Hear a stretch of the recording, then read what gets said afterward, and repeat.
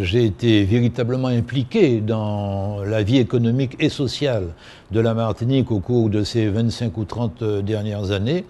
Et ce dont je m'aperçois, c'est que les choses ne s'améliorent pas dans le domaine de l'économie, dans le domaine du traitement des problèmes des plus humbles à la Martinique, et que si nous restons sans rien faire, l'aggravation va être rapide au cours de ces prochains mois.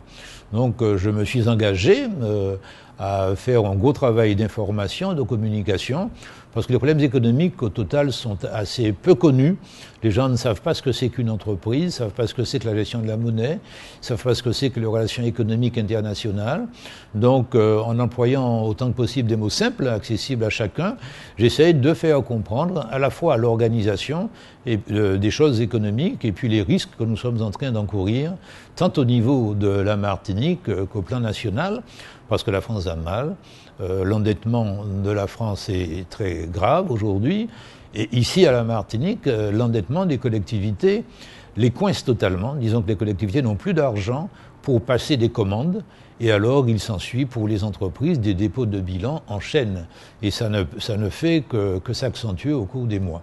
Donc il s'agit d'attirer l'attention des uns et des autres sur ces problèmes et qu'il y ait un sursaut.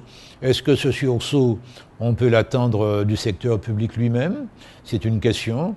Est-ce que le secteur privé doit se mobiliser beaucoup plus qu'il ne le fait pour que la vie économique reparte? Je crois qu'il faut qu'il le fasse. Bref, il s'agit d'attirer l'attention des uns et des autres sur l'urgence et sur le fait que, comme je le rappelais tout à l'heure, ne crains pas tes ennemis, au pire ils peuvent te tuer. Ne crains pas tes amis, au plus ils peuvent te trahir.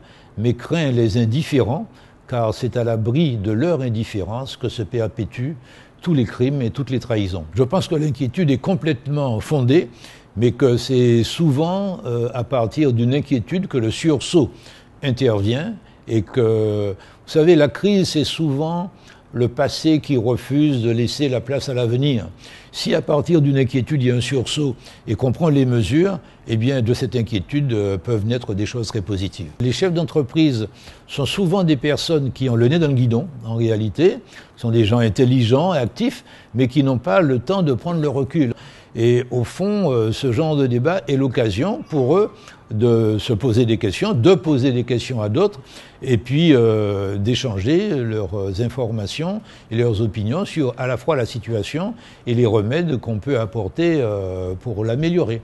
Je pense que c'est une très bonne approche qui est conviviale, mais qui n'empêche quand même pas, sous la base d'un exposé assez construit au départ, d'aborder toutes sortes de questions que se posent les chefs d'entreprise. Je crois que c'est très bien. Contact Entreprise fait ça très régulièrement, très fréquemment, et que donc il y a une diversité d'intervenants qui ne peut être que très enrichissante pour les chefs d'entreprise.